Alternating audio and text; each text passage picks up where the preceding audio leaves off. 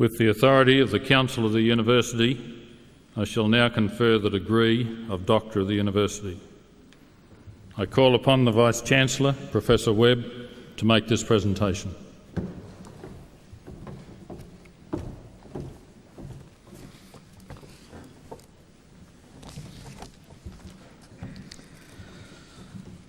Deputy Chancellor, the Council of the University has resolved to award the degree of Doctor of the University to Mr Paul Simons, AM.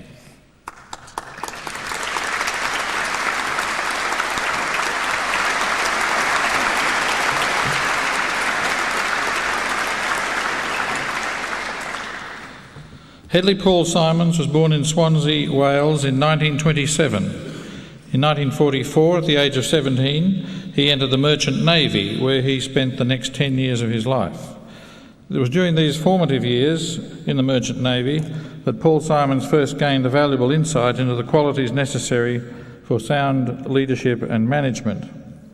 Good captains demanded high standards in drill and discipline and kept their ships well appointed and stocked. Such philosophies of leadership were to sustain and guide him during a long and successful career in retailing. While on board ship, he studied accounting by correspondence, and on his arrival in Sydney in 1949, he commenced work in a bookkeeping position at a rubber factory.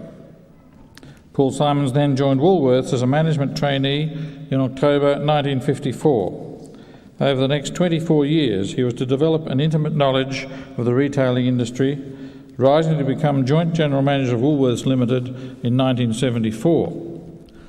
After spending 1977 at Harvard University studying advanced management, Paul Simons left Woolworths in 1978, frustrated in his attempts to introduce new and what were then considered radical ideas.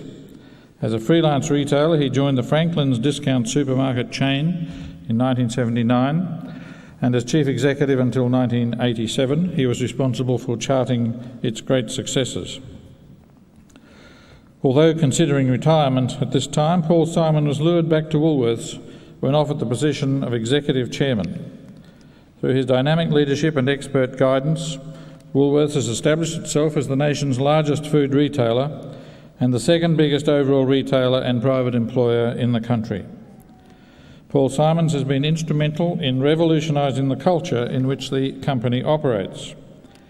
He has developed a flatter management structure in which an atmosphere of equality is encouraged.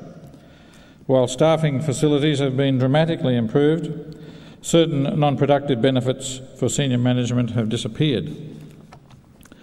By increasing operational efficiency, introducing stricter cost controls, and improving service with increased staffing, a significant rise in sales and earnings has been recorded, despite the effects of a recession during the early years of Paul Simons' leadership. These changes, combined with extensive staff training and store refurbishment, have seen Woolworths successfully market itself under the slogan, "The Fresh Food People." A major factor contributing to this success was the establishment within the new culture of high ethical standards and integrity in business. Paul Simons is a prime example of ethical reform coming from the top and by example, and his influence has extended well beyond his own company. Paul Simons' long-held dream of returning Woolworths to the Australian Stock Exchange was realised in 1993 in what was to be the largest share market float in Australian corporate history. In its first year of trading after the float, the company proved a resounding success, earning an operating profit after tax of more than $200 million, and with sales in excess of $11.6 billion. It easily outstripped the retail industry's national sales growth of 5.7%. As one of Australia's most respected and leading businessmen, Paul Simons has received a number of prestigious awards which recognise that his achievements have benefited Australian business as a whole. He was named Businessman of the Year by Business Review Weekly and Australian Business Monthly in 1989 and 1991 respectively. In 1991 he was also made a member of the Order of Australia for services to Australian retailing. As a result of a readers' poll conducted by the Australian Financial Review, he was named Chief Executive Officer of the Year for New South Wales in September 1994, and in November he was named Retailer of the Decade in the ABM Top 500 Awards of 1994. Under his guidance, Woolworths has been significantly recognised as an outstanding organisation by winning such accolades as Westfield's National Major Retailer of the Year for 1990, 1991 and 1994, ABM Top 500 Awards, Best Enterprise of 1992, and topping all major categories of the Far Eastern Economic Review Citibank's Top 200 Asia's Leading Companies survey in 1993 and 94. Paul Simons stepped down from the position of Executive Chairman of Woolworths in November 94, but remains on the board as non-executive chairman. His influence on the development of the company remains strong. Outside Woolworths, he continues to play a significant role in the business community. His expert advice on a wide range of topics, including ethical reform, is highly respected in both political and journalistic fields, and he is often called upon to address his peers at conferences and lectures. Paul Simon's success with Woolworths has highlighted the dynamic role the retail industry plays in the growth of Australia's economy. His outstanding achievements have been the catalyst for stimulating renewed interest in this essential area of the economy and for the formation of innovative degree courses in retail management. In view of the university's commitment to the development of retailing studies, it is especially fitting that the Council of Griffith University should honour Paul Simons, Member of the Order of Australia, in recognition of his distinguished services to the retailing industry. Deputy Chancellor, it is with great pleasure that I present to you Paul Simons for admission to the degree of Doctor of the University.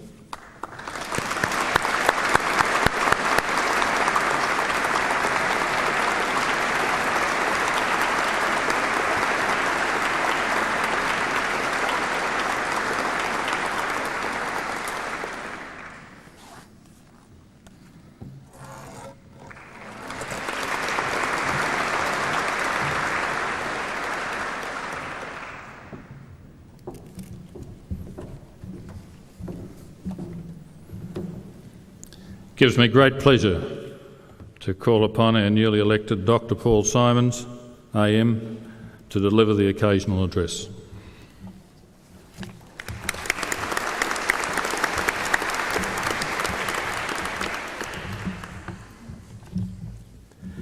Deputy Chancellor, Vice Chancellor, faculty members, distinguished guests, graduates, it's your day.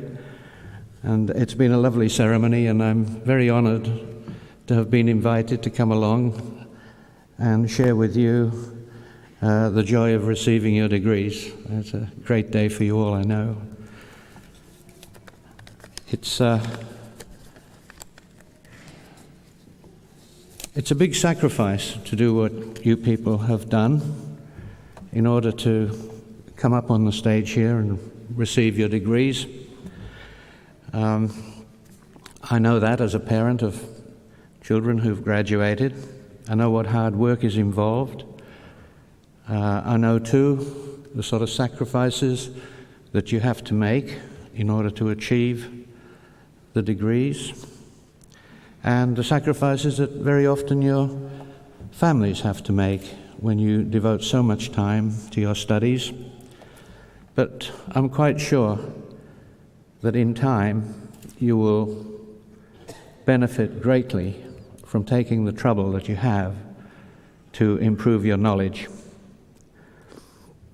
I congratulate those people here today that have organised this very impressive ceremony, and I know all of you who've got your degrees will remember it with great joy.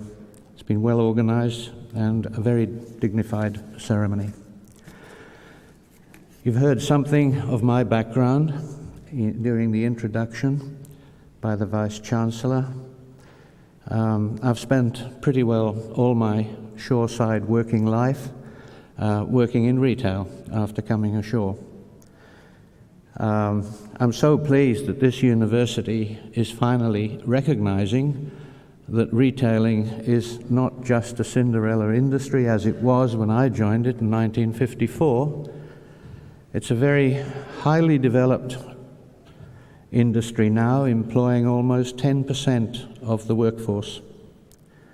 And during the time I've been back with Woolworth since 1987 until now, I've seen the employment in Woolworths Limited grow from 57,000 people to 80,000 despite the recession. We grew our staff all the way through, believing that a recession would eventually end. It's all cyclical, and I don't think people here should be too despondent about the ups and downs. I'm sure that your professors will tell you nothing is constant. You will always have ups and downs in business or other affairs. So you have to take the long view, and in Woolworths we took the long view. We put money into the company and we hired more people, believing that the recession we had to have would have to end. And our confidence was justified. Now, when I was honoured by the university in this way to come along here and talk to you, I had to think pretty hard about it, because I'm not an academic, and I had to choose a subject, and I had to get through it pretty quickly, they told me, because the people who'd gotten their degrees wanted to go out and celebrate, and I don't want to hold you up too long.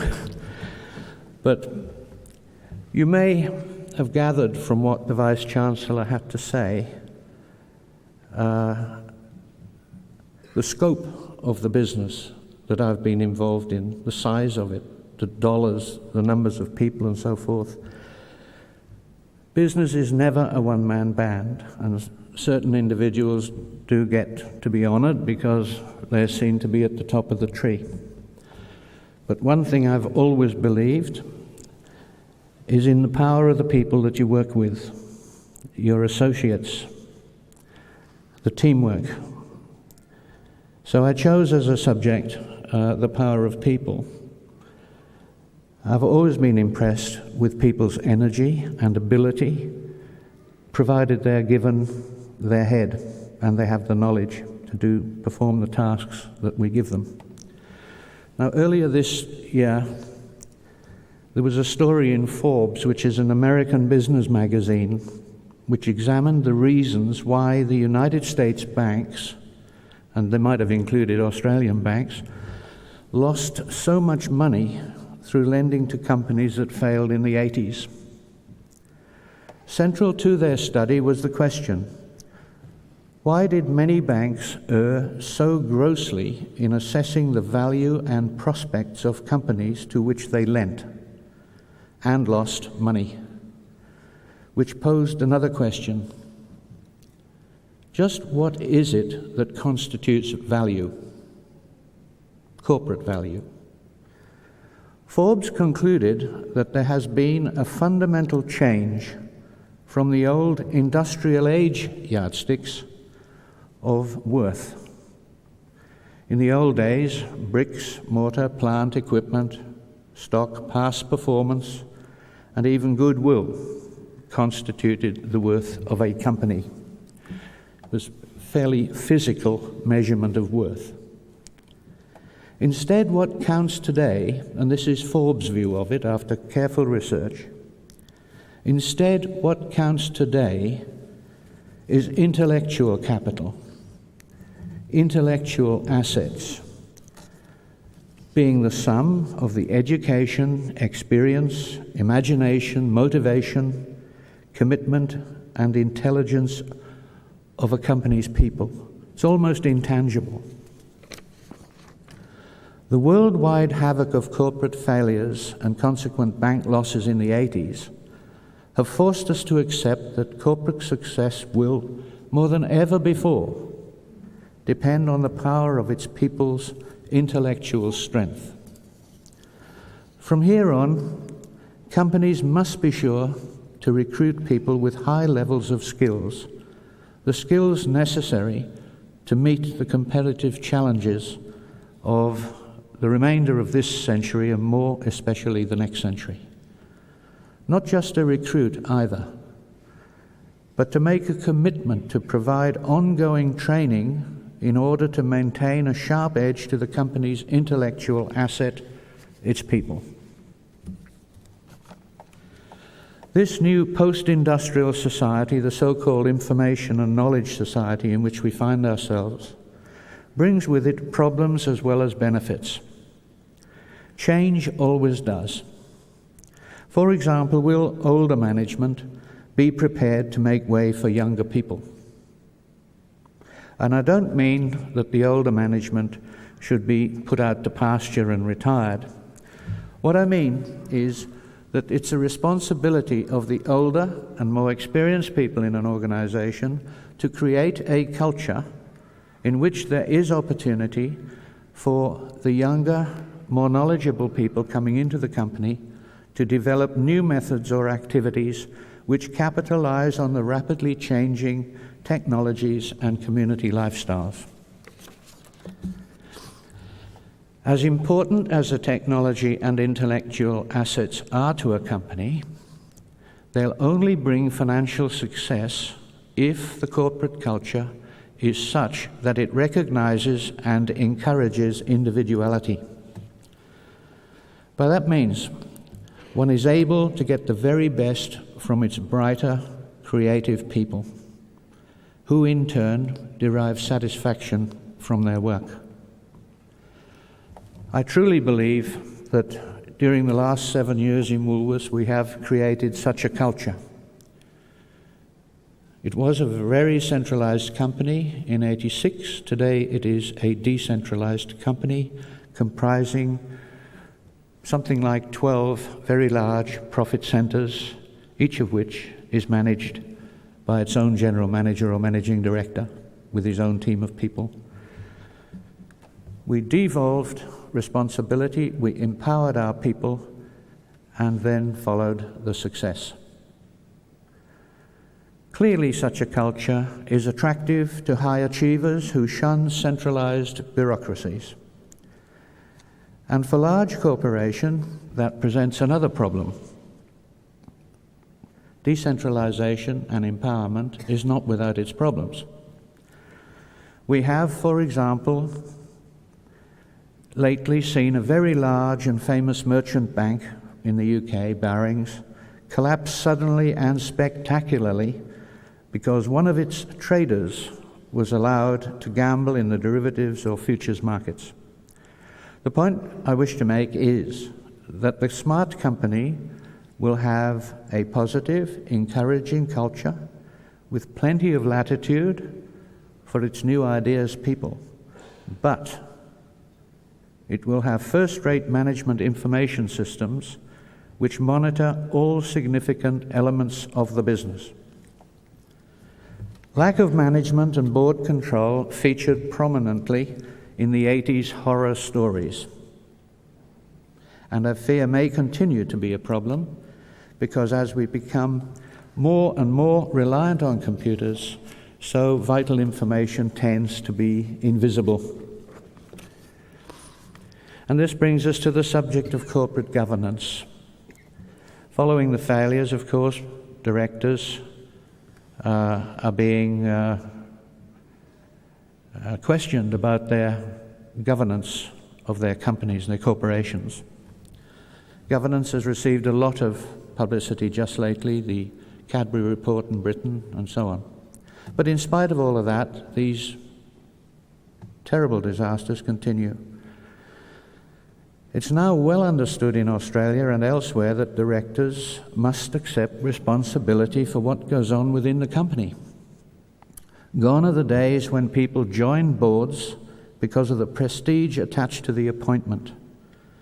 Also on the way out is the practice of appointing old mates or old friends because of some past favour or that you could rely on them for their support through thick and thin.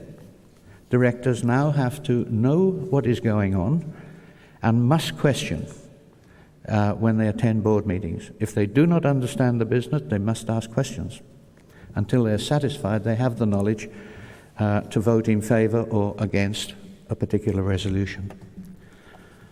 Today, the boards of strong, reputable companies are careful to select new directors for what they will contribute to effective governance of the corporation and protection of the shareholders' interests. At the same time, anyone invited to join a board should be careful to conduct their own due diligence into the company.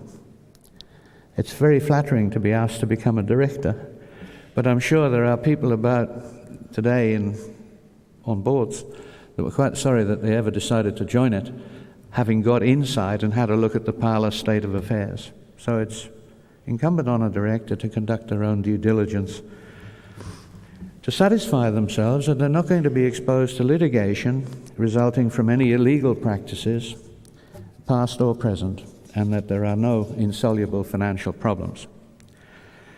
Directors should be aware of the great responsibility they carry and, like other members of the corporate team, develop skills which allow them to properly perform their duties.